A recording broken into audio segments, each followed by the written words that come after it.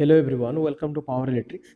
आज से daily question series 365 days daily question series start हो रहा है और इसमें इलेक्ट्रिकल इंजीनियरिंग का जितना भी सब्जेक्ट है सभी सब्जेक्ट का एमसीक्यू टाइप क्वेश्चन और न्यूमेरिकल आंसर टाइप क्वेश्चन को भी डिस्कशन किया जाएगा, जो कि आपको हेल्प करेगा ओपीएससी एडब्ल्यू एग्जाम, पहले exam SSC JE exam, RRB JE exam, state AE, GATE exam और भाईजैक स्टील, सीआईएल, जितना भी कॉम्पिटिटिव एग्जाम है इंजीनियरिंग का, आपको सभी एग्जाम के लिए ये हेल्पफुल करेगा, क्योंकि इसमें डिटेल एनालिसिस रहेगा और आपको डिटेल कंसेप्ट भी डिस्कस होगा, ताकि एक क्वेश्चन से कितना क्वेश्चन फ्रेम हो सकता है उसको भी हम डिस्कस करेंगे।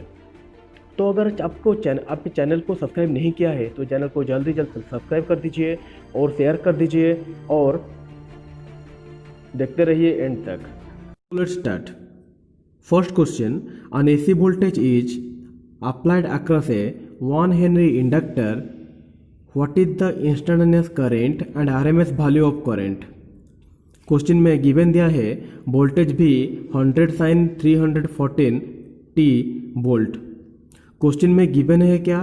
वोल्टेज गिवन है साइनोसॉइडल वोल्टेज और इंस्टेंटेनियस वोल्टेज इज गिवन है और इंडक्टर का वैल्यू 1 हेनरी गिवन है। और इस क्वेश्चन में पूछा है कि आप निकालो what is the instantaneous current and RMS value of current. आपको स्मॉल आई निकालना है और आरएमएस निकालना है। तो कैसे निकालें? तो पहले हम इसको जब सोल्यूशन करेंगे, पहले हम गिवन डाटा लिखेंगे क्या डाटा गिवन है। तो यहाँ पर देखिए B equal to 100 sin 314 t volt, L equal to 1 henry. We know V equal to Vm sin omega t. So if Vm sin omega t and question is given, जो इन question में given है sinusoidal voltage V equal to 100 sin omega t. So here 100 is the maximum voltage. This is called as Vm and Vm is 100 volt. Then omega t is here 314 t. So omega हो जाएगा हमारा 314. Omega is the frequency, angular frequency. Then हमको निकालना क्या है? आई instantaneous current हमको निकालना है, इंस्टेंटेनियस वैल्यू ऑफ करंट। तो I equal to I M sine omega T क्या होगा ये हम निकालेंगे और उसके बाद आई आर एम एस निकालेंगे, R M S value of current. So पहले देखो I M equal to maximum value of current equal to the B M upon XL, where XL is the inductive reactance and Vm is the maximum voltage। हमारे पास Vm given है 100 volt और हमारे पास XL given नहीं है, हमें XL भी निकालना है। अगर हम XL निकालने के बाद ही हम निकाल सकते हैं IM, इंस्टेंटेनियस वैल्यू, जो मैक्सिमम वैल्यू ऑफ करंट। तो चलिए XL equal to 2 pi FL, here 2 pi F is omega into L and omega is 314. This is given in the question and L is 1 Henry. This is also given in the question. So हमें XL मिल गया 314 ओम। उसके बाद हम क्या करेंगे? देखो ये जो फॉर्मूला है maximum value of current I M equal to B M upon XL, इसमें बी एम हमारे पास है और एक्सएल भी हमें मिल गया by calculating this XL 2 pi FL. Now it's time to calculate IM. So IM equal to 100. This is the value of a VM divided by 314. तो ये हो गया 0.318 एम्पियर, 0.318 एम्पियर। IM हमें मिल गया, लेकिन हमें क्या निकालना है? IM sine omega t, sine और ओमेगा भी गिवन है तो हम पुट कर सकते हैं। So due to this is a pure inductive circuit, the current lags the voltage by 90 degree. एक ही इंडक्टर है, मतलब ये प्योर इंडक्टिव सर्किट है, तो इसीलिए करंट लैग करेगा वोल्टेज को 90 डिग्री। अब देखिए I equal to I M sine omega T minus 90 degree due to lagging nature of current. So I M हमारे पास है कितना? 0.318 ampere, 0.318 sine 314 t minus 90 degree ampere. तो हमें ये मिल गया आई मिल गया, instantaneous value of current. Now हमें क्या चाहिए, आई आर एम एस। तो आई आर एम एस मतलब R M S value, I R M S equal to, हम सब जानते हैं कि R M S R M S value is the ratio of maximum value upon root two. So I R M S equal to I M upon root two. तो I M हमारे पास given है, I am हम निकल चुके हैं 0.318 and 0.318 upon root two equal to 0.224 ampere. तो हमारा आंसर निकल गया। इस क्वेश्चन में और क्या फ्रेम हो सकता है, देखिए इस क्वेश्चन में आई एम, इस क्वेश्चन में और फ्रेम हो सकता है कि करंट का वोल्टेज का एंगल वोल्टेज का और करंट इम्पीडेंस का एंगल निकालो। तो यार देखिए इम्पीडेंस हियर रेजिस्टेंस गिवन नहीं है, रेजिस्टेंस नहीं है, और ओनली रिएक्टेंस गिवन है, और रिएक्टेंस भी तुम्हारा इंडक्टिव रिएक्टेंस गिवन है। तो तुम क्या कर सकते हो, तो इंडक्टिव रिएक्टेंस का एंगल क्या है 90 डिग्री, जे एक्सएल, तो 90 डिग्री तुम्हें एंगल मिल जाएगा। तो ये एक क्वेश्चन है, और एक क्वेश्चन दूसरा क्वेश्चन देख लेते हैं। इस क्वेश्चन में पूछ सकता है कि तुम्हारा फ्रीक्वेंसी क्या होगा, सप्लाई फ्रीक्वेंसी क्या होगा। ये देखिए तुम्हारा 100 साइन ओमेगा टी है, 314 टी, ओमेगा हमारे पास गिवन है, omega equal to 2 pi F, here omega equal to 314 and we know omega equal to 2 pi F, omega equal to 2 pi F, omega equal to 2 pi F. तो हमें क्या चाहिए, supply frequency F. So pi का value है 20, पाई का value क्या है 22/7। Now अगर एफ हमें निकालना है तो 2 पाई को हमें लेफ्ट साइड को मूव करना है। तो लेफ्ट साइड में अगर मूव होगा तो ये हो जाएगा F equal to omega upon 2 pi, here omega is given 3114/2 pi. ये तुम्हें मिल जाएगा, इसको कैलकुलेट करने से तुम्हें मिल जाएगा सप्लाई फ्रीक्वेंसी। देखो एक क्वेश्चन से दो क्वेश्चन फ्रेम हुआ, और भी क्वेश्चन फ्रेम हो सकते हैं, हो सकता है। नेक्स्ट क्वेश्चन हम देखते हैं, क्वेश्चन नंबर 2। इस क्वेश्चन है, what is the inductance of a coil having 20 ohm reactance at 50 hertz if the coil having 20 ohm resistance internal resistance, then calculate the impedance.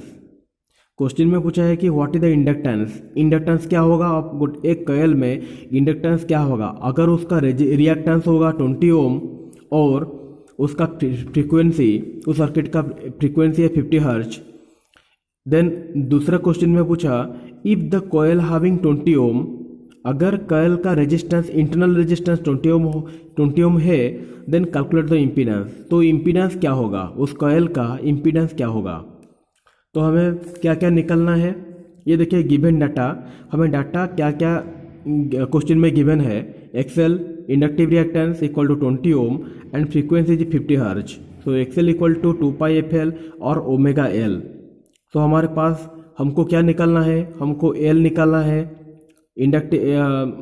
हमें इंडक्टर का वैल्यू निकालना है, inductance L equal to XL, इसको 2 pi F को move करो left hand side तो ये divide हो जाएगा, यहाँ पर मल्टीप्लाइड है। तो एक्सएल अपन 2 pi F equal to 20, XL is given 20 ohm divide by 2 pi into F is 50 hertz is also given. तुम्हें आंसर मिल जाएगा, इसको कैलकुलेट करने से मुझे मिला 63.36 मिली हेनरी, राइट। और क्या क्या निकलना है, और क्वेश्चन में पूछा है कि देन कैलकुलेट द इम्पीडेंस। अगर जो कॉइल है उस कॉइल का, एक कॉइल है, अगर इस कॉइल का इंटरनल इम्पीडेंस, इंटरनल रेजिस्टेंस 20 ओम है, तो इसका इम्पीडेंस क्या होगा, इस टोटल कॉइल का इम्पीडेंस क्या होगा, इम्पीडेंस क्या होगा। तो हमारे पास आर गिवन है, R equal 20 ohm, XL equal to 20 ohm, Z is denoted as impedance and impedance is the magnitude of impedance is r square plus xl square root over.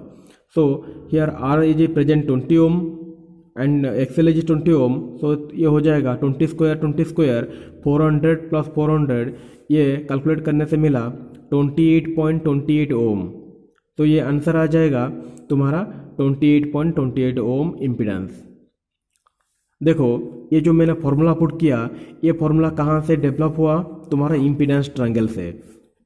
ये है तुम्हारा impedance triangle, this is angle phi, this is power factor angle, this is R, this is XL, this is Z.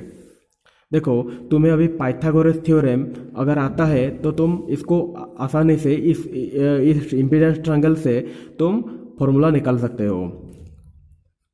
तो अगर हमको निकालना है cos phi, तो cos phi equal to क्या होगा? बेस अपन हाइपोटेनियस, तो बेस है r अपन जेड। अगर cos फाई का वैल्यू यहाँ पर पूछा होता तो तुम्हें इस तरह निकालना होता, इस तरह निकालना होगा कि r अपन जेड, r का वैल्यू पुट कर दो, जेड का वैल्यू पुट कर दो और तुम्हें मिल जाएगा cos phi power factor. Power factor angle तुम्हें कैसे निकालना होगा? तो phi equal to cos inverse R by Z, तो तुम्हें कॉस फाई का एंगल भी मिल गया। और यहाँ देखिए अगर साइन फाई का एंगल तुम्हें निकालना है, साइन फाई निकालना है, तो sine phi equal to XL upon Z, XL upon Z. और क्या क्या क्वेश्चन फ्रेम हो सकता है?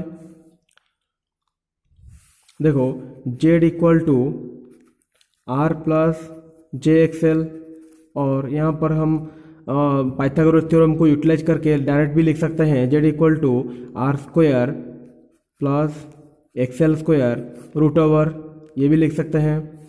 अगर क्वेश्चन में जेड गिवन होगा, जेड गिवन होगा, आर भी गिवन होगा और क्वेश्चन में पूछा होगा कि एक्सएल निकालो, तो कैसे निकालोगे?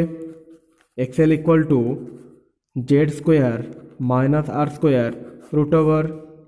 इस फॉर्मूला को देखो एक ही क्वेश्चन से तुम्हें 2-3 कंसेप्ट समझ आया, 2-3 कंसेप्ट में एक्सप्लेन किया, और 2-3 या 4 जितना भी क्वेश्चन फ्रेम हो सकता है इस क्वेश्चन से और इसी टाइप के क्वेश्चन से मैंने एक्सप्लेन किया। अब तुम्हारा बारी है कि तुम इसको प्रैक्टिस करो, और प्रैक्टिस करके जितना फॉर्म हो सकता है इस क्वेश्चन का, उसका जितना फॉर्म बन सकता है उस फॉर्म को प्रैक्टिस करो और देखो कि आंसर तुम्हारा क्या निकल आता है। तुम्हारा थियोरेटिकल कंसेप्ट सही है या नहीं, प्रैक्टिस करना है तुम्हें। So this is all about for the today's class, today's question series 365 days question series. Next day, that means tomorrow I will give you more questions from basic to advanced, so this will help you much better. So this is all about for the today's class. Thank you. If this video is helpful to you, then press subscribe button and share this video.